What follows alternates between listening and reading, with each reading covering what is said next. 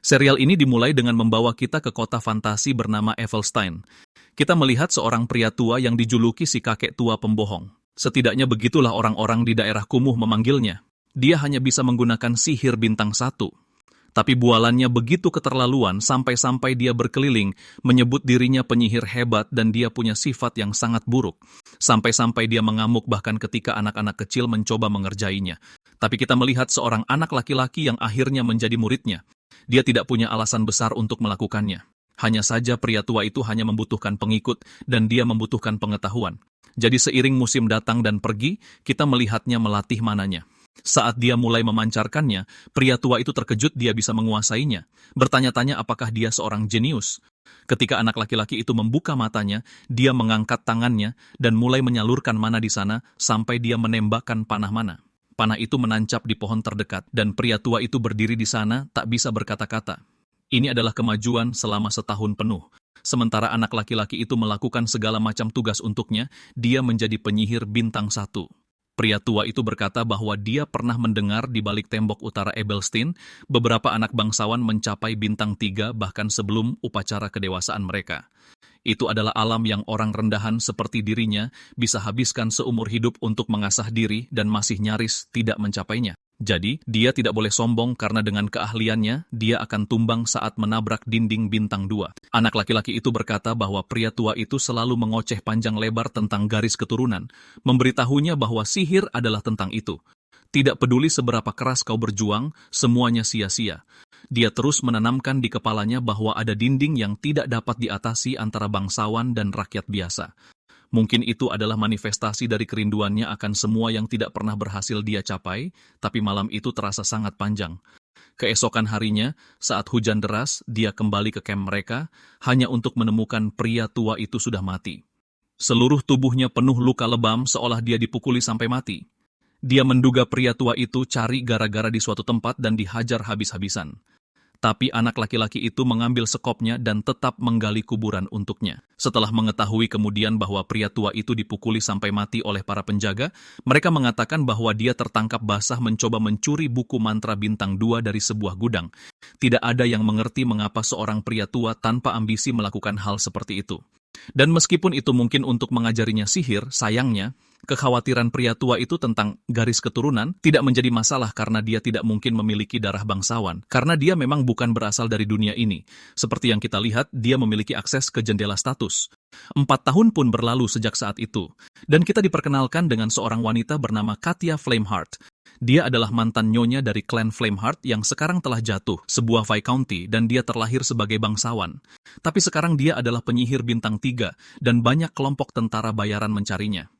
Selama tinggal di Ebelstein, dia mengambil kontrak melalui Korps Tentara Bayaran Beldun, dan dia mengajarinya yang bergabung dengan Korps di usia muda, dan berkeliling menggunakan sihir bintang 1. Begitulah cara dia belajar banyak dari Katja, seorang penyihir bintang 3.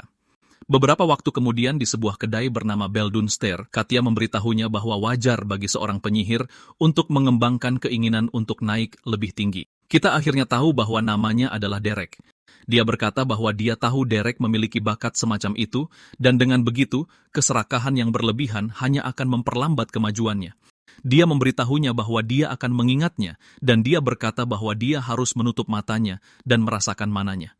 Dia perlu merasakan dengan tenang di mana-mana itu dihasilkan, dan aliran seperti apa yang dimilikinya. Dia perlu berpikir untuk menggunakan mananya untuk mewujudkan gambaran yang dia pikirkan menjadi kenyataan. Saat dia mulai menyalurkan semua mananya, dia berkata bahwa dia pasti memiliki jumlah mana bawaan yang cukup besar, dan mungkin itu karena dia punya banyak pengalaman lapangan. Tapi kontrol mananya juga stabil.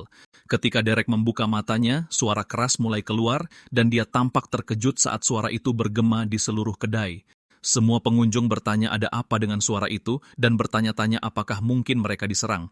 Suara itu akhirnya berhenti dan Derek terengah-engah sambil melihat tangannya sementara Katja meraihnya, mengatakan bahwa dia tidak boleh mengatakan sepatah kata pun, dan ikuti saja dia. Beberapa orang berjalan keluar mengatakan bahwa mereka pasti mendengar sesuatu seperti ledakan dan mereka perlu mencari dengan cermat. Kita melihat mereka semua mengacungkan senjata mereka saat Katja membimbingnya ke sebuah gang. Dia bertanya ada apa, dan dia berkata bahwa dia perlu mendengarkan baik-baik apa yang akan dia katakan. Dia bertanya ada apa sampai dia begitu serius, dan dia berkata seperti yang dia tahu, bangsawan sensitif tentang hak istimewa mereka, dan sihir adalah hak istimewa terbesar di antara mereka. Orang-orang memperlakukan kekuatan bawaan seperti berkah, tapi itu hanya berlaku untuk bangsawan. Di antara rakyat jelata, sangat jarang seseorang mencapai bintang 3, tetapi biasanya mereka adalah rakyat jelata yang mengabdikan seluruh hidup mereka untuk sihir. Dan yang baru saja dia gunakan adalah mantra delusi bintang 2 yang disebut halusinasi pendengaran. Dan begitulah pada usia 14 tahun, dia menjadi penyihir bintang 2 karena jendela status menunjukkan kepadanya bahwa itulah mantra yang dia peroleh. Setelah itu, Katya bepergian bersamanya dan mewariskan berbagai mantra yang dia ketahui dan mengajarinya tentang masyarakat kelas atas tempat dia dulu berada ketika dia masih seorang bangsawan. Dia tinggal selama setahun penuh. Dia akhirnya pergi juga, dan dia mendengar County Alvester menunjuknya sebagai guru pribadi. Klan Alvester adalah jenis keluarga yang bahkan Grand Duke ibu kota harus hormati karena mereka memiliki Count Alvester di pihak mereka. Bagi Katya, itu bukan tawaran yang bisa dia tolak. Menjadi guru sihir seorang bangsawan di tingkat itu adalah berkah yang luar biasa bagi siapapun, dan dia pergi setelah memberinya buku mantra bintang 2 sebagai hadiah. Sama seperti bagaimana guru aslinya mencoba mencuri satu, dia akhirnya mendapatkannya pada akhirnya. Dia duduk di tempat tidurnya dan melihat-lihat daftar sihir. Dia memiliki cukup banyak mantra sihir bintang 1 dan bintang 2. Dia menutup bukunya, dan setelah setahun penuh dia belajar sendiri dan menguasai 2 mantra bintang 2 di usianya yang baru 16 tahun, tetapi dia tidak berniat berhenti di sini. Dia kembali ke kedai Beldun.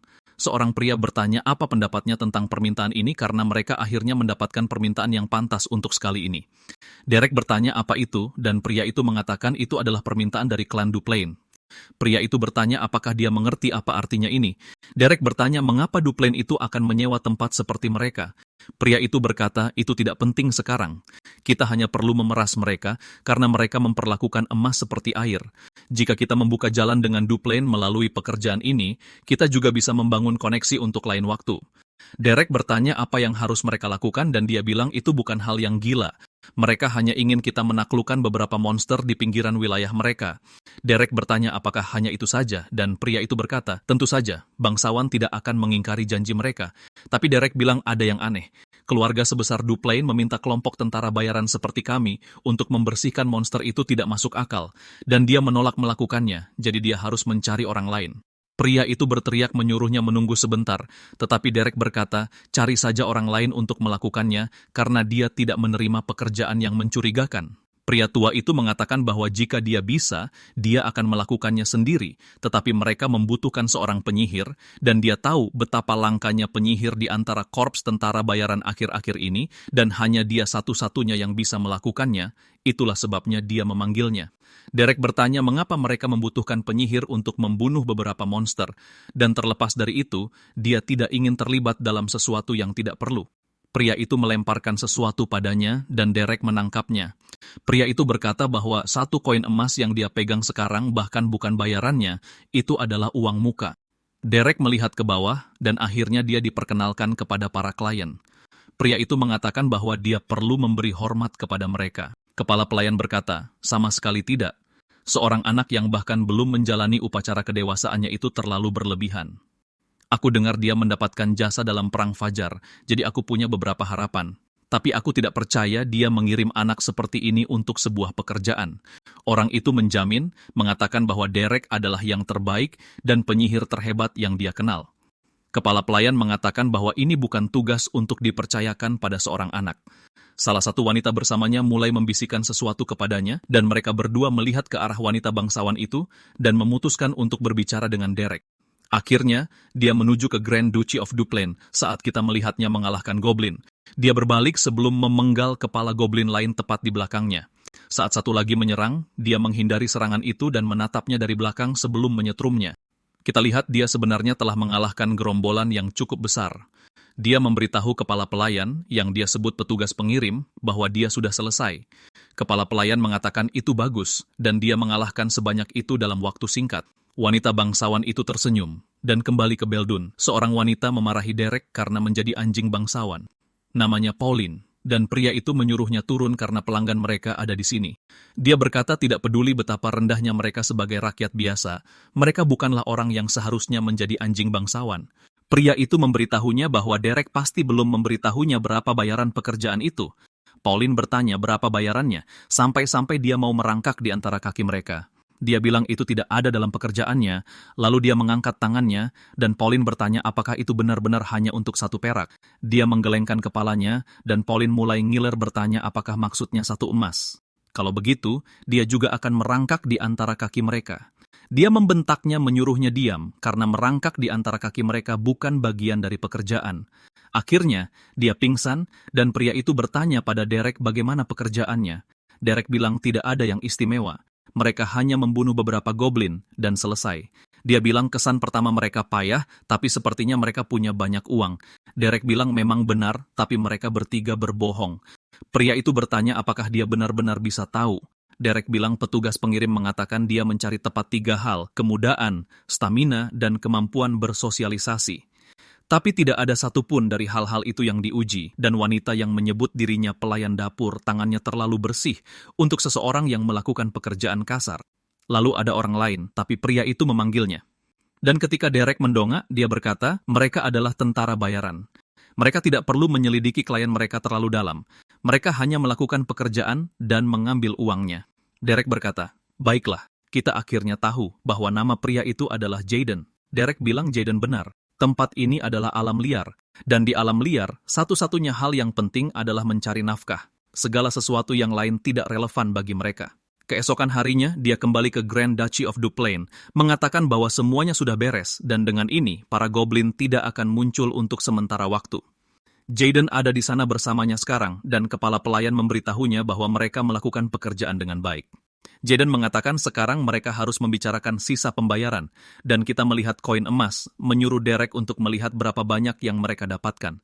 Derek bilang dia harus meletakkannya karena mereka harus terus bicara. Kepala pelayan berdeham, memberitahu Derek bahwa dia menghargai keahliannya dan dia ingin memberinya permintaan baru, bertanya-tanya apakah itu bisa diterima. Derek dan Jaden bertanya apa yang dia bicarakan, dan dia mengatakan bahwa mereka akan membayarnya 15 koin emas untuk permintaan berikutnya.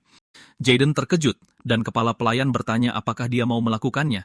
Derek bilang tentu, dan mereka kembali naik kereta dengan barang-barang mereka, menuju kediaman keluarga Duplain.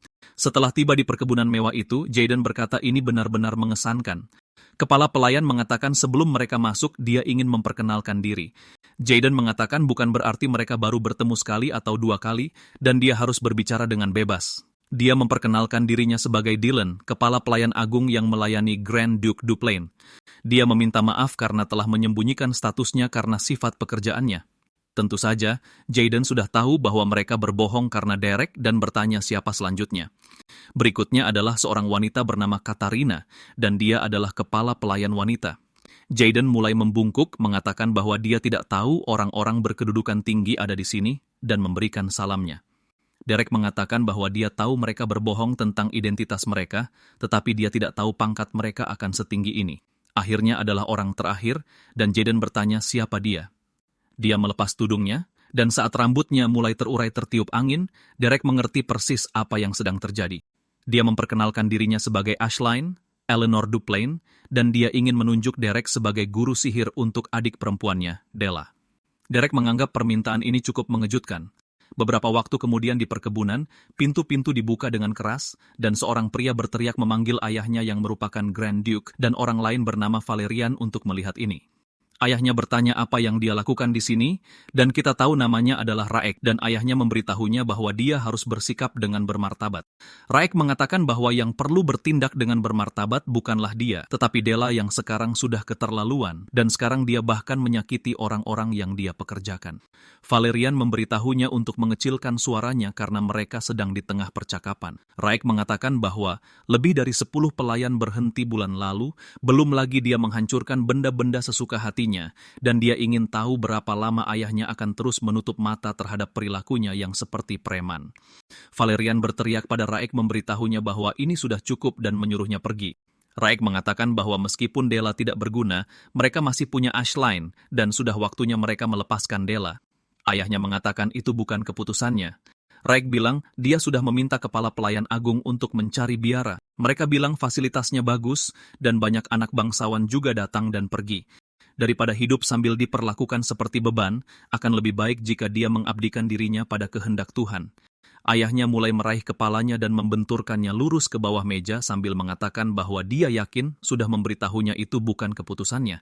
Raek mengatakan bahwa dia tahu, tetapi ketika saatnya tiba, dia harus membuat keputusan. Ayahnya menatap tajam ke arahnya, dan beberapa saat kemudian, kita melihat Derek berjalan bersama Ashline. Dia bertanya apakah dia pernah mendengar sesuatu tentang adiknya, Della. Dia bilang dia pernah melihatnya di daftar keluarga. Hanya itu saja. Ashline bilang, itu masuk akal. Dia mungkin tidak begitu dikenal oleh publik. Dan saat pintu terbuka, kita melihat Raek dan Valerian berjalan di lorong. Valerian berkata sudah lama tidak bertemu dan menanyakan bagaimana pengalamannya di Evelstein. Dia bilang berkat perhatian Valerian, dia hidup dengan nyaman. Valerian mengatakan seperti yang bisa dia lihat, Raek sedikit terluka, jadi mereka harus mengobrol lagi nanti. Derek menatap mereka berdua mencoba memahami situasi dan melirik ke samping melihat pelayan wanita menangis, dan dia mulai berpikir dan mendapatkan beberapa gambaran tentang apa yang telah terjadi.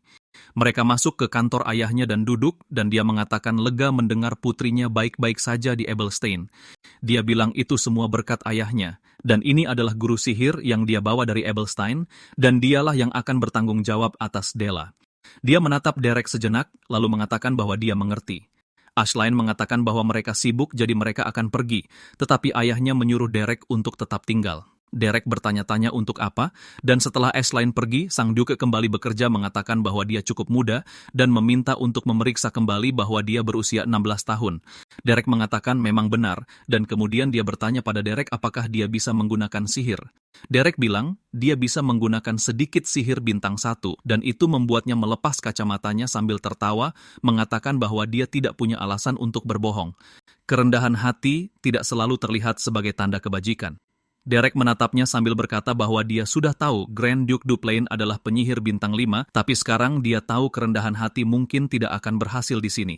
Dia bilang maaf jika terkesan tidak sopan, dan sang Duke mengatakan tidak apa-apa, dia tahu mengapa dia bersikap seperti itu. Karena terlalu berbakat bisa berakhir dengan merusak dirinya sendiri. Dilihat dari usia dan pakaiannya, dia tidak terlihat seperti seseorang yang cocok menjadi guru sihir. Derek memberitahunya bahwa dia adalah seorang tentara bayaran. Sang Duke mengatakan karena Ashline yang memilihnya, dia tidak akan bertanya lebih jauh, dan dia akan memberinya akses ke pavilion kediaman tempat Della tinggal. Dia bisa meminta seorang pelayan untuk membimbingnya, jadi dia bisa langsung pergi. Namun, Derek mengajukan pertanyaan pada Sang Duke. Sang Duke menyuruhnya untuk mengutarakan pikirannya, dan Derek mengatakan bahwa dia adalah seorang tentara bayaran.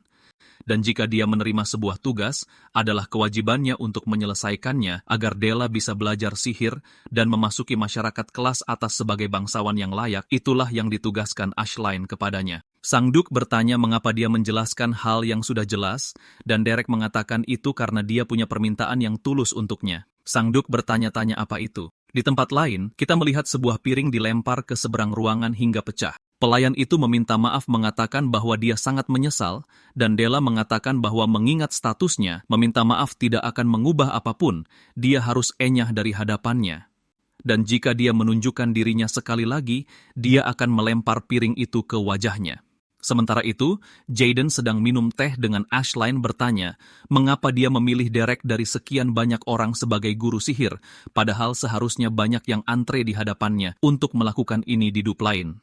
Selain itu, orang biasa akan kesulitan bekerja sebagai guru sihir seorang bangsawan. Ashline mengatakan bahwa dia telah mencoba hampir setiap guru sihir terkenal di benua itu, tetapi mereka semua menyerah, jadi dia memilih mereka yang bisa menggunakan sihir, tetapi dalam keadaan putus asa.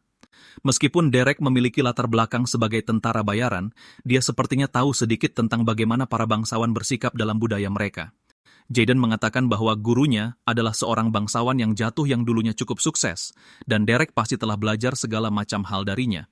Ashline mengatakan, itu sangat masuk akal karena dia sopan dan baik hati, meskipun seorang tentara bayaran, dan dia berpikir, jika itu dia mungkin bisa dengan lembut mengendalikan Della dan membimbingnya. Jaden mengatakan bahwa dia perlu belajar untuk lebih bisa melihat sifat asli orang karena Derek adalah seorang penyihir, tumbuh di jalanan, dan dia bekerja sebagai tentara bayaran bahkan sebelum dia dewasa, dan seseorang dari jalanan tidak bisa bertahan hidup hanya dengan kesopanan dan kebaikan hati. Dia bertanya-tanya apa sebenarnya artinya itu. Kita melihat dup lain membimbingnya ke kamar Della. Saat dia berdiri di depan pintu, dia mengangkat tangannya dan mulai mengetuk. Tidak ada jawaban, jadi dia memegang gagang pintu dan masuk sambil memberitahu Della siapa dirinya dan meminta waktunya sebentar. Dia menyuruhnya mendekat dan saat dia melakukannya, dia tersenyum sebelum menyiram wajahnya dengan air kotor dan berkata kalau ini mengerikan. Dan dia pikir tikus got telah masuk dan dia pasti tentara bayaran yang disebutkan kepala pelayan, atau mungkin bukan karena dia terlihat seperti tikus. Dia menarik kursi dan berdiri di atasnya sebelum menyiramkan lebih banyak air kotor ke arahnya, bertanya apakah ini mengingatkannya pada kampung halamannya. Dia mengatakan padanya bahwa basah kuyup karena air cocok untuknya, tapi dia tidak menjawab. Dia terus berkata bahwa airnya sudah habis, dan itu mengecewakan. Dia menatapnya, dan Della mulai kesal sebelum menendangnya ke lantai, bertanya beraninya dia memandang rendah dirinya. Dia menatapnya dari atas sebelum melepas sepatunya sambil mengatakan kalau dia bau sekali dan melemparkannya ke arahnya, lalu duduk di kursi menyuruhnya tahu diri dan mengangkat kakinya ke wajahnya, mengatakan kalau mereka pasti tidak mengajarinya sopan santun di tempat asalnya. Kembali ke kantor ayahnya, kita melihat sang Duk menatap keluar jendela mengingat percakapannya dengan Derek. Dia berkata fakta bahwa Derek ada di sini berarti masalah Della tidak bisa diselesaikan dengan mudah. Dia ingin bertanya padanya karena ini menyangkut putrinya, seberapa besar wewenang yang mau dia berikan dalam mengajarinya. Kilas balik berakhir dengan wajahnya yang dipukul dan dia jatuh ke lantai dengan tidak percaya. Dia menatapnya dengan ngeri dan menyentuh pipinya bertanya-tanya apakah ini nyata dan Derek menyuruhnya untuk bangun. Kita melihat kilas balik 3 tahun yang lalu saat dia masih bersama Katya. Dia sedang membersihkan pedangnya, mengatakan bahwa jika Katya harus mengajar murid keras kepala yang tidak menghargai kebaikan, dia ingin tahu apa yang akan dilakukannya. Dia berkata bahwa dia kira dia akan mencoba memahami mereka, merangkul mereka, dan menerima mereka. Dia bilang itu terlalu idealis, lalu bertanya bagaimana dengan murid yang tidak bisa dia perlakukan seperti itu. Dia bilang esensi dari mengajar adalah untuk membimbing murid ke arah yang lebih baik. Jika kau tidak bisa berkomunikasi melalui pemahaman dan penerimaan, maka kau harus menemukan titik awal yang berbeda. Dia bertanya apa maksudnya, dan Katya menjawab dengan menanamkan rasa takut pada mereka. Kembali ke masa sekarang, saat Della masih terkejut, Derek mengatakan padanya bahwa dia harus memperlakukan orang lain dengan perhatian dan rasa hormat. Dan dia tidak akan mengatakannya lagi, dan dia tidak mau mengulanginya, menyuruhnya untuk bangun. Saat dia bangun, dia menampar wajahnya, bertanya beraninya dia memukulnya, dan Derek memukulnya sekali lagi. Dia bilang dia juga tidak akan membuatnya mengulangi perkataannya. Saat berurusan dengan orang lain, dia akan melakukannya dengan perhatian dan rasa hormat. Dia mulai tertawa, lalu berteriak memanggil kepala pelayan, mengatakan bahwa rakyat jelata ini berani menyentuhnya. Dylan menerobos masuk ke kamar, bertanya apakah dia baik-baik saja. Dylan bertanya apa yang dia lakukan dan mengatakan jika Duke mendengar tentang ini, masalahnya tidak akan berakhir hanya dengan teguran sederhana. Derek merogoh ikat pinggangnya dan mengeluarkan sebuah catatan yang mengatakan bahwa dia telah diberi wewenang penuh atas semua pendidikan Nona Della, dan dia diizinkan menggunakan metode apapun yang dia pilih. Dylan mulai membacanya, dan Della tahu bahwa surat itu asli. Malamnya, Raik mencoba menenangkan Valerian, memohon, tapi Valerian menerobos masuk ke kamar Derek bertanya, apakah dia tentara bayaran yang selama ini dia dengar. Derek menatapnya sambil membaca buku. Valerian bertanya beraninya dia memukul Della, dan Raik menyuruhnya untuk menurunkan tangannya. Derek berkata bahwa itu adalah sesuatu yang diizinkan oleh Duke sendiri. Raik menambahkan bahwa Derek adalah tamu yang dibawa Ashline, dan jika dia bertindak seperti ini, dia harus memikirkan dampaknya terhadap posisi Ashline. Lagi pula, ayah mereka mengizinkannya. Valerian berkata bahwa Derek harus ikut dengannya, dan Raik harus mengurus urusannya sendiri dan melupakan ini. Raik memberitahu Derek bahwa dia sudah mendengar apa yang terjadi, dan Della memang perlu dipukul agar sadar, dan jangan khawatir karena Valerian tidak akan bertindak terlalu jauh. Derek mengangguk. Saat dia melihat mereka pergi, dia berkata dia tidak tahu mengapa Valerian melindungi orang yang tidak punya harapan itu. Saat dia membuka pintu sebuah ruangan, kita melihat beberapa boneka. Valerian menyuruhnya masuk dan menjelaskan bahwa ini adalah kamar yang dulu ditempati Della di rumah utama, dan kamar ini tetap seperti ini sejak dia pergi. Derek melihat sekeliling, menyadari bahwa Della adalah seorang pelukis. Valerian berkata bahwa Della dulu suka menggambar. Setiap kali dia memintanya untuk melihat gambarnya, wajahnya akan memerah. Dan itu sangat menggemaskan, tapi dia tidak pernah menyelesaikan satu pun. Seringkali, dia akan menyisakan ruang kosong dan hanya menggambar bagian yang dia sukai. Dia meminta maaf untuk yang tadi karena dia terlalu emosional. Derek menyuruhnya untuk tidak khawatir, tapi bertanya-tanya mengapa dia membawanya ke sini. Valerian berkata bahwa dia hanya ingin menunjukkan padanya bahwa Della bukanlah anak yang pantas untuk dibenci atau dipukuli. Tapi pada suatu titik dia mulai terobsesi secara berlebihan dengan garis keturunannya, dan pada akhirnya dia diusir dari rumah utama dan dikurung di pavilion. Dia bahkan tidak bisa menebak apa yang membuatnya menjadi seperti itu, dan mereka harus menghentikannya agar tidak dikirim ke biara. Jika dia bisa mempelajari satu mantra sihir bintang satu saja, dia akan bisa membujuk Duke, dan dia memohon agar Derek menyelamatkan Della. Derek mengambil salah satu buku dan menyuruhnya menunggu, karena dia bisa tahu Della tidak menyerah pada sihir.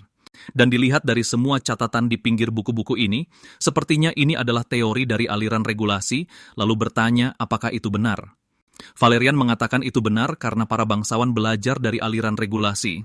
Derek melirik potret-potret itu sekali lagi dan menutup bukunya, mengatakan bahwa dia akan mencobanya. Malam itu, saat Della sedang tidur, dia menyiramkan air ke wajahnya, membuatnya berteriak. Dia bertanya apakah dia benar-benar mencoba tidur sekarang. Dia bertanya apakah dia sudah gila. Dia menariknya, mengatakan bahwa Della harus mengikutinya sekarang juga. Dia mulai berteriak, menyuruhnya untuk melepaskannya. Saat dia menyeretnya melewati lorong, dia mengatakan kalau itu sakit dan dia tidak mau pergi bersamanya dan memanggilnya rakyat jelata sekali lagi. Mereka keluar dari kediaman menuju hutan dan dia melemparkannya ke tanah. Dia bertanya apa yang menurutnya akan berubah dengan melakukan ini, karena dia bahkan tidak punya hak untuk mengajarinya. Dia bilang kalau Della bahkan tidak mau mendengarkan, tapi dia ingin memberitahunya fakta menarik. Dia tidak punya niat untuk mengajarinya sihir. Dia hanya suka menghajar para bangsawan sombong. Dia tampak ngeri, bertanya apa yang baru saja dia katakan. Dia bilang pasti Della setuju bahwa tidak ada alasan bagi orang rendahan untuk menyukai bangsawan. Omong kosong soal guru ini hanyalah alasan. Dia bertanya apa yang dia bicarakan, dan dia berkata bahwa itu adalah alasan baginya untuk menghajar bangsawan yang arogan dan angkuh seperti dirinya. Dia kemudian menghunus pedangnya, bertanya apakah Della tahu betapa indahnya jeritan para bangsawan itu. Dia bertanya apakah menurutnya dia akan aman setelah melakukan hal seperti ini, dan dia menjawab tentu saja. Dia akan segera dikirim ke biara, jadi siapa yang akan percaya apapun yang dia katakan. Dan jika sesuatu yang sangat besar terjadi, dia bisa meminta maaf dengan nyawanya, karena memang segitulah harga nyawa seorang rakyat jelata. Atau dia bisa kabur saja, karena mereka akan segera melupakannya. Lagi pula, dia akan membantu keluarga Duplain dengan menyingkirkan sumber masalah mereka. Dia menjadi takut, berpikir dia akan mati, dan berlari ke hutan sambil berkata bahwa dia tidak boleh tertangkap, jadi dia harus bersembunyi. Dia berkata dia tidak bisa melewati padang rumput menuju kediaman, karena Derek akan segera menyusulnya. Saat dia tersangkut beberapa pohon, dia terus berlari, mengatakan bahwa dia harus melepaskan diri darinya di hutan, dan dia mengenalnya dengan baik, jadi dia bisa lari kembali ke kediaman dari sini, maka dialah yang akan mati.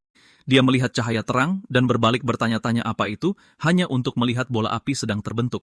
Saat Derek terus merapalkannya, dia terkejut, mengatakan bahwa itu adalah sihir bintang 2. Jadi bagaimana bisa seorang rakyat jelata menggunakannya?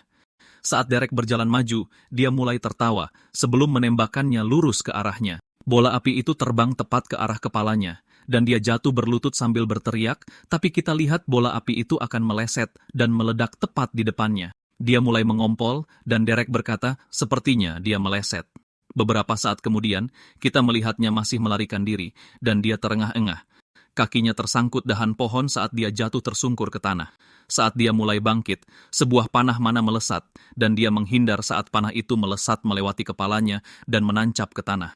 Dia menatap ke bawah dengan ngeri, dan Derek berkata bahwa dia cukup cepat. Sulit dipercaya kecepatan itu milik seseorang yang seharian terkurung di dalam pavilion.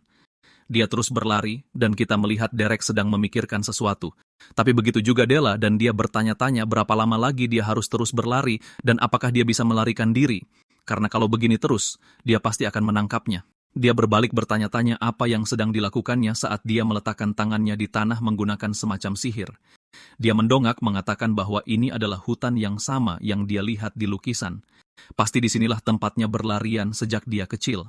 Tanpa menyadarinya, dia merasakan mana dan alam liar yang luas dan memindahkan perasaan itu ke atas kanvas. Dan dia mulai mengatakan apa itu, tapi Della memotongnya dengan berteriak, melompat ke arahnya dengan batu di tangannya. Dia menghunus pedangnya dan membelah batu itu menjadi dua, dan Della jatuh kembali ke lantai dengan tatapan ngeri. Dia bilang dia akan mengakui bahwa semangatnya mengagumkan, tahu bahwa untuk melepaskan diri dari kejaran, dia malah menunjukkan kekuatannya. Itu bukanlah keputusan yang mudah untuk dibuat. Dia duduk di sana menatap lantai memikirkan apa yang harus dilakukan, dan dia berkata bahwa dia tahu Della tidak punya kekuatan untuk lari lagi. Dia bertanya apakah dia punya kata-kata terakhir, dan dia tertawa mengatakan bahwa dia menolak untuk meminta maaf. Tidak seperti orang rendahan, dia tidak merendahkan diri, dan dia bisa membunuhnya saja. Dia bertanya mengapa dia begitu terobsesi dengan garis keturunan, dan dia bilang, jika bukan karena itu, apalagi yang tersisa darinya. Jika kau mengambil garis keturunan agung darinya, dia tidak punya apa-apa. Selalu saja sihir ini sihir itu, dia memukul lantai karena frustrasi dan mulai menangis bertanya, apakah dia pikir dia benar-benar tidak pernah mencoba. Dia tidak mengatakan sepatah kata pun, dan dia terus mengatakan bahwa tidak peduli seberapa keras dia mencoba, itu tidak berhasil. Sihir atau melukis. Jika dia gagal dalam segala hal, dia akan tertinggal, dan pada titik ini tidak ada yang tersisa darinya selain garis keturunannya. Dan jika itu pun hilang, akan jadi apa dia setelah itu? Dia terus diam dan mengalirkan mana ke pedangnya, dan Della menyadari inilah takdirnya saat dia mengangkat pedang ke udara mengatakan, sudah cukup mendengar, lalu mengucapkan selamat tinggal padanya. Dia terus menangis sambil menatapnya, dan kemudian kami mendengar pedang itu bersentuhan dengan sesuatu saat membelah es. Mata yang dia pejamkan karena takut perlahan terbuka, dan dia melihat pedangnya terperangkap dalam es, dan mendongak bingung karena sekarang ada dinding es terbentuk di sekelilingnya. Dia melihat ke bawah ke tangannya bertanya, apakah ini benar-benar sihir? Dan dia langsung menyarungkan pedangnya mengatakan itu kerja bagus, dan dia minta maaf atas kekasarannya. Dia menyadari bahwa dia sebenarnya tidak mencoba membunuhnya, dan dia berkata bahwa itu mungkin bukan sesuatu yang bisa disebut sihir, karena itu hanya manifestasi mana, tapi dia tetap melakukannya. Kesadaran bahwa dia bukan kegagalan merasukinya, dan dia mulai menangis sejadi-jadinya, berteriak sekeras yang dia bisa, begitu keras hingga menggema di seluruh hutan. Beberapa saat kemudian, dia mulai merawat lukanya sambil memberitahunya bahwa ini berarti dia berasal dari aliran alam liar. Dia bertanya apa artinya itu, dan dia bilang dia dengar kebanyakan bangsawan mempelajari aliran peraturan. Dan pada intinya, setiap aliran sihir pada dasarnya sama, tetapi sangat berbeda dalam proses memahami dan menguasainya. Dia dari aliran alam liar, jadi mencoba belajar sihir melalui teori dari aliran peraturan pasti akan menimbulkan masalah. Dan pada saat itu, dia seperti mencoba memakai pakaian yang tidak pas. Dia bertanya bagaimana dia bisa tahu bahwa dia dari aliran alam liar, dan dia bilang dia melihat gambar yang dibuatnya, dan dia bisa merasakan mana melayang, dan dia menaruhnya di atas kanvas. Penyihir biasanya lahir dengan temperamen aliran alam liar karena mereka berinteraksi dengan mana di alam saat mereka masih muda. Dia melihat ke bawah pada perbannya, dan dia bertanya apakah dia sudah bisa berjalan sekarang. Dia bilang tidak terlalu buruk dan dia bilang padanya itu bagus. Dia berhasil memanifestasikan mana, tapi perjalanannya masih panjang. Mulai besok, dia akan mengajarinya cara memanifestasikannya secara alami. Dia berterima kasih padanya, tapi dia tidak mengatakan apa-apa dan malah menyuruhnya pergi. Dia kemudian bertanya tentang lukisan matahari terbenam dan apakah itu karyanya. Dia bilang dia tidak tahu karena sudah lama sekali sejak dia meletakkan kuas, dan dia bilang itu dibuat dengan indah. Dia bilang itu sebenarnya mahakaryanya, dan dialah orang pertama yang menyadari itu sudah selesai. Keesokan paginya, kita melihatnya bangun di tempat tidur. Saat mana mulai terbentuk di sekitar tangannya, dia bisa merasakannya, tapi dia tidak bisa benar-benar memanifestasikannya, mengatakan bahwa itu sulit. Di luar kamarnya, seorang pelayan sedang membawa air, dan Della keluar mengagetkannya setengah mati sampai dia menumpahkan semuanya ke pakaiannya. Dia menyadari bahwa dia mungkin akan dipecat hari ini, dan mulai meminta maaf sebesar-besarnya. Della menatapnya tajam saat wanita itu mulai merendahkan diri. Dia bilang dia tahu ini adalah dosa yang pantas dihukum mati, tapi memohon pengampunan. Della hanya menyuruhnya untuk melihat kemana dia berjalan, dan pelayan itu tidak percaya dia tidak dipukul. Pelayan lain bertanya apakah dia baik-baik saja, dan dia bilang ya, dia hanya menyuruhnya untuk berhati-hati. Mereka bertanya apa yang terjadi ketika dia pergi tadi malam. Di kamar Derek, dia tertidur lelap sampai Della mulai menggedor pintu sambil meneriakinya. Dia membukanya, bertanya-tanya apa maunya, dan bahkan Della sendiri berpikir dia harus menjaga sopan santunnya karena ini tidak pantas. Della mengatakan dia perlu tahu cara menangani mana yang dia manifestasikan karena dia sudah mencoba sendiri, tapi tidak berhasil. Derek terkejut dia memanifestasikan mana, dan Della mengatakan bahwa dia bilang akan mengajarinya hari ini, jadi dia harus cepat-cepat melakukannya. Dia menutup pintu mengatakan bahwa dia bisa melakukannya sore ini. Derek mengusap air mata saat Della menjadi kesal dan mulai menggedor pintu menyuruhnya keluar dan mengajarinya sekarang. Dia langsung tertidur kembali saat Della mulai meneriakinya. Kemudian di hari yang sama, Raek berjalan di lorong kediaman saat para pelayan berbicara tentang bagaimana Della tidak memecahkan satu piring pun. Pelayan yang tadi bilang dia menumpahkan air padanya, dan dia bahkan tidak dipukul karenanya. Mereka berbicara tentang bagaimana dia memanifestasikan sihir. Raek berhenti berjalan bertanya apa yang baru saja dia katakan. Adegan beralih ke kantor Duke, dan Raek bertanya apakah Della benar-benar memanifestasikan sihir. Valerian mengatakan bahwa dari apa yang bisa dia simpulkan, jawabannya adalah ya. Dia telah bertanya pada kepala pelayan dan para pelayan berulang kali. Sang Duke mengatakan itu melegakan. Dan Raek mengatakan ini bukan sesuatu yang bisa mereka simpulkan begitu saja, hanya karena dia memanifestasikan sihir. Valerian mengatakan bahwa dia seharusnya memujinya, bukan seperti ini. Tapi Sang Duke tahu bahwa Raek benar, dan Raek mengatakan bahwa mereka tidak bisa melupakan semua yang telah dia lakukan sampai sekarang. Hasil sekecil ini seharusnya tidak cukup untuk mengesampingkan pengirimannya ke biara. Sang Duke tidak mengatakan apa-apa, tapi terus melanjutkan pekerjaannya. Kembali ke Della, dia sedang merajuk di tempat tidur. Dia bertanya apakah dia benar-benar merajuk sekarang, dan dia bilang tidak. Dia hanya marah. Dia bilang bahkan jika dia bertindak dengki seperti itu tidak akan mengubah apapun. Dia bilang dia tidak bersikap dengki. Dia hanya marah. Dia bilang bahkan jika dia terus cemberut, tidak ada yang bisa mereka lakukan. Ada urutan untuk segalanya. Dia berteriak mengatakan bahwa dia sudah memberitahunya bahwa dia tidak cemberut. Dia hanya marah. Dia menatapnya dan itu membuatnya takut sampai-sampai dia mengatakan bahwa kalau begitu dia bisa saja mengatakan bahwa dia sedang cemberut. Dia menarik kursi dan duduk, mengatakan hanya karena dia memanifestasikan sihir bukan berarti dia bisa seenaknya menggunakannya atau itu akan menjadi bumerang. Dia mengatakan ini karena dia pernah mengalaminya. Ini sama pentingnya dengan belajar, dan dia sudah cukup istirahat, jadi sekarang dia perlu belajar. Dia menjadi kesal dan berjalan mendekat sambil berkata, tentu saja dia akan mengatakan itu. Mulailah omong kosong guru sihir yang kaku itu. Dia menatapnya tajam bertanya apakah dia harus mengajarinya dengan cara yang tidak kaku, dan dia mengingat sesi terakhir mereka dan menjadi takut, mengatakan untuk melupakannya. Dia mengatakan hari ini mereka akan berlatih manifestasi sihir, dan begitu dia bisa menggunakannya dengan bebas, dia akan bisa mempelajari sihir bintang 1 tak lama lagi. Dan aliran alam liar tidak memiliki sistem yang kaku, jadi ini ideal untuk belajar mandiri. Aliran ini mengejar kebebasan yang jauh lebih besar daripada aliran peraturan. Sejujurnya, dia sebenarnya sangat cocok dengan aliran alam liar. Dia bertanya apa maksudnya, dan dia bilang itu persis seperti kedengarannya. Sifatnya yang berjiwa bebas memiliki kecocokan yang baik dengan aliran ini, dan di atas itu, dia lahir dengan darah duplain, jadi dia dipenuhi dengan bakat. Telinganya mulai bergerak sedikit, dan dia tersipu bertanya apakah dia benar-benar berbakat. Dia bilang ya, dan jika dia bisa memunculkan dinding es begitu dia bermanifestasi, maka dia pasti sangat berbakat. Dia bertanya apakah mungkin dia semacam jenius. Dia bilang memiliki bakat dan menjadi jenius adalah dua hal yang jelas berbeda. Dia bilang tidak. Mereka terus berdebat tentang itu.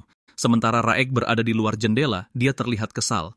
Keesokan harinya, Della menerobos masuk ke kamarnya mengatakan bahwa dia bisa melakukan manifestasi sihir sekarang, tapi dia tidak bisa mengarahkannya dengan benar. Keesokan harinya, dia memberitahunya bahwa dia mencoba mengisinya dengan hawa dingin, tapi ada sesuatu yang terasa aneh. Sehari setelahnya, dia bilang dia bisa merasakannya tapi sensasinya aneh. Sehari setelah itu, dia bertanya apa yang sedang dia lakukan di luar karena dia menyuruhnya untuk tetap di dekat pavilion, dan ayahnya tidak meminjamkan buku-buku mantra ini agar dia bisa bermalas-malasan. Dia bilang kalau buku-buku itu dipinjamkan kepadanya justru untuk tujuan itu. Dia menyeretnya kembali sambil berkata bahwa dia berhasil mengalirkan sihir seperti yang dia katakan, jadi dia harus cepat-cepat memeriksanya. Kemudian, di dalam kamar Valerian, dia sedang menunggu saat pintu terbuka. Derek bertanya apakah dia memanggilnya. Valerian menyuruhnya duduk dan bertanya bagaimana kabar Della akhir-akhir ini. Derek bilang Della sudah membuat kemajuan yang cukup besar, tapi untuk mempelajari sihir bintang 1 mungkin akan butuh sedikit lebih banyak waktu. Valerian bilang dia mengerti, dan ibunya yang pergi ke pertemuan sosial mungkin akan kembali sekitar minggu depan, dan dia memberitahukan ini sebelumnya. Dia bukan seseorang yang bisa dia anggap enteng, dan orang-orang di kediaman ini baik-baik saja. Tapi para bangsawan pada dasarnya tidak suka rakyat jelata memegang posisi penting, dan dia juga seharusnya tahu itu. Dia bilang akan mengingatnya dan bertanya apakah itu alasan dia dipanggil ke sini. Valerian duduk sejenak dan memberitahunya bahwa dia adalah kepala keluarga Duplain berikutnya. Itu artinya posisi di mana seseorang harus merangkul dan menyertakan para anggota keluarganya, dan untuk melakukannya, mereka harus tulus kepada setiap anggota, tapi itu sangat sulit karena hati seseorang bisa begitu dalam dan tak terduga. Akan lebih baik jika pikiran dan nilai semua orang sama, tapi itu bukan kenyataan. Derek bertanya apa yang ingin dia katakan, dan Valerian menatap tinjunya dan mulai berkata bahwa Della tidak mau bermain dengannya lagi. Derek bertanya-tanya apakah orang ini aneh. Valerian melanjutkan dengan mengatakan bahwa dia masih ingat dengan jelas bagaimana Della dulu menyambutnya dengan senyuman saat mereka masih kecil, dan dia ingin Della yang seperti malaikat itu kembali. Dan dia bertanya apakah benar-benar tidak ada cara untuk mendapatkan hatinya lagi. Derek bertanya mengapa dia menanyakan itu padanya, dan Valerian mengatakan itu karena hanya dia yang Della ikuti. Tepat saat Della mulai berteriak memanggilnya, Valerian menyuruhnya untuk melihat ini dulu, karena dia belajar cara membuat boneka dari para pelayan. Dia bertanya apa pendapatnya tentang itu, dan boneka itu terlihat persis seperti Della, dan dia ingin memberikannya untuk menunjukkan bahwa kakak laki-lakinya menyayanginya. Derek bertanya apakah itu sebenarnya boneka voodoo, karena benda sialan itu bisa membunuh seseorang. Valerian mulai menangis dan mengatakan bahwa dia tidak berguna untuk hal semacam ini. Kasihan sekali. Auranya seperti anjing Golden Retriever. Ibunya akhirnya tiba tak lama kemudian, dan dia memberitahu Derek bahwa dia sudah banyak mendengar tentangnya, dan bahwa mereka menemukan guru sihir yang sangat cakap dan senang bertemu dengannya. Dia memperkenalkan dirinya sebagai Mirella de Belle Duplain, dan jika tidak merepotkan, dia ingin memberinya hadiah dari wilayahnya. Derek memberitahunya bahwa dia tidak berafiliasi dengan keluarga manapun. Dia bertanya apa artinya itu, dan dia memberitahunya bahwa dia adalah rakyat jelata, dan seketika dia terlihat sedikit terkejut. Kita melihat kilas balik ke 1 minggu sebelumnya. Ashline bilang dia senang mereka membawanya ke kediaman ini. Sebagai kakak perempuan Della, dia ingin tinggal lebih lama di sisinya, tapi dia harus mengurus beberapa hal di Evelstein. Dia akan menyerahkan Della padanya. Dia bilang dia mengerti, dan Jaden memberitahunya bahwa Ashline mempercayakan adiknya padanya, dan jawabannya terlalu datar. Tapi juga menyuruhnya untuk menyelesaikan semuanya dengan cepat dan kembali, karena jika Pauline tahu, dia akan membuat kekacauan besar lagi. Ashline juga bilang dia akan mengandalkannya, dan mereka berpisah. Dia bilang dia benar-benar lupa memberitahunya, dan Jaden bertanya tentang apa. Dia bilang ibunya akan kembali minggu depan, dan dia lupa memberitahunya terlebih dahulu. Jaden bertanya apakah ada sesuatu yang perlu dia peringatkan, dan dia bilang ibunya jelas sedikit pemarah. Mirella menerobos masuk ke kantor Duke dan meneriakinya, bertanya bagaimana bisa dia setuju guru Della adalah seorang rakyat jelata. Dia bilang dia bisa mendengar dengan baik, jadi dia harus mengecilkan suaranya. Dia bilang bukan itu masalahnya sekarang. Ini tentang Della, putri bungsu kesayangan mereka. Dia memberitahu Mirella bahwa dia juga tahu kalau dia tidak begitu suka menunjuk rakyat jelata, tetapi setiap guru dengan garis keturunan yang baik sudah angkat tangan dan menyerah.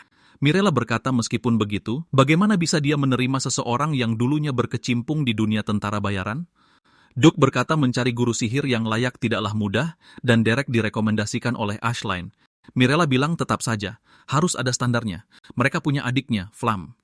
Dia bilang terakhir kali Flam sibuk, tapi sekarang berbeda.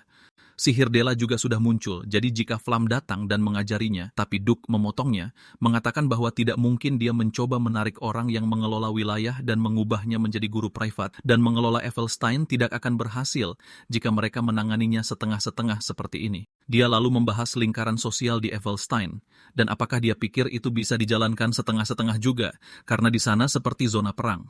Secara sosial, seorang guru lebih penting dari apapun. Dan karena guru mereka adalah rakyat jelata tanpa nama keluarga, Della akan menjadi bahan tertawaan saat dia debut di kalangan atas.